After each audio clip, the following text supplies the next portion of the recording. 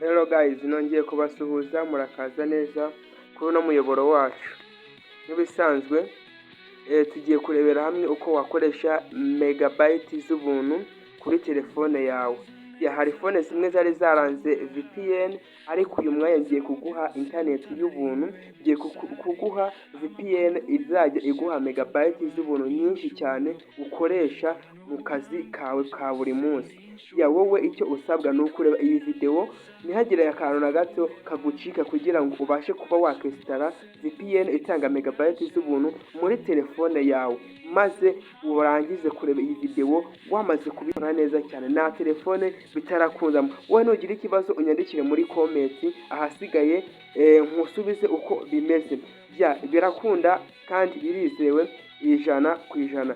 Wowe icyo usabwa niba ari mushyashya, reba buto yanditseho subscribe, ukande subscribe, ukande na like kugira ngo uzajye ubona video zacu mu ba mbere.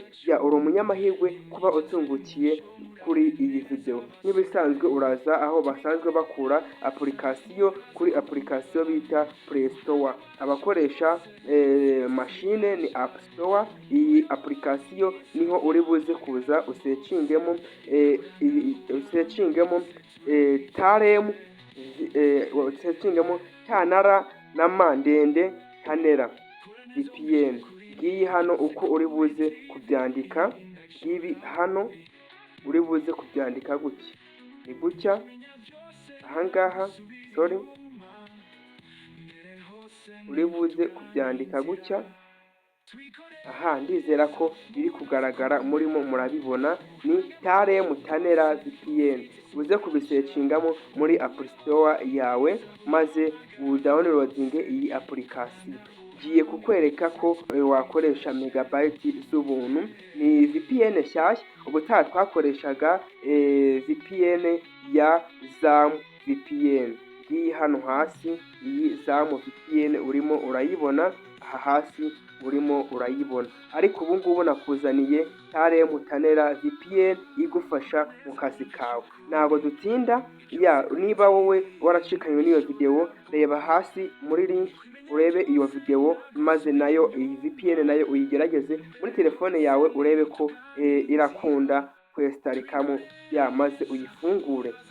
Urafungura connection zawe, nurangiza uze hano muri application yawe ya Tanera. Mu gihe yestaritse muri telefone yawe, uraza ube wayifungura, kurikire akantu ku kandi. Uraza ube wayifungura, kurikira witonze, irakunda 100%. Iyi video uyisharinge, ntubyihererane, uyisharinge. Uraza ukanda hano handitse OK, nurangiza ukanda hano handitse right, nurangiza hano tugiye kuba twakuzuza izi format, zose ziri hano tugiye kuba twazuzuza. Turaza twuzuze aha hambere,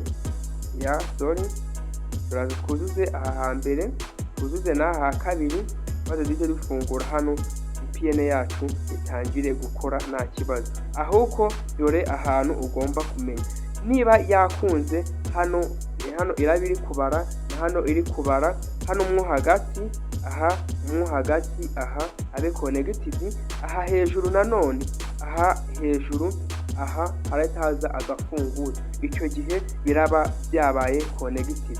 Yakurikira akantu ku kandi, tugendane ntihagire na gato utaruka. Tugiye kuzuza. Uraza nk'ibisanzwe ukande aha hantu, handitse gutya, uraza ukandeho, nurangiza urategereza, urahitamo hano server, uraselectinga server random itanga amayinite, itanga megabyte, itanga megabyte. Uraza uhitemo, wahitamo aha hambere, wahitamo aha kabiri, wahitamo aha gatatu, nta kibazo. Urabona yuko birakunda.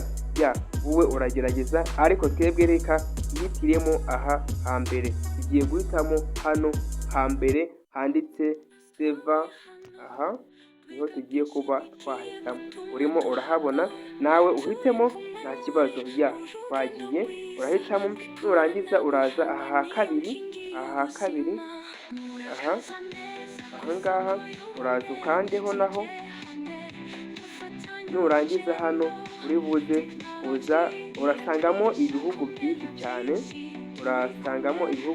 cyane, nurangiza urakora hano hejuru basecingira, ahangaha basecingira kwa kano kambi, uri buze kwa kano kantu uri buze uza wandikemo Rwanda. Harimo ibihugu byinshi cyane, uraza uhitemo simukadi ugiye kuba wakoresha. Urabona ko hari MTN Mango na MTN isanzwe.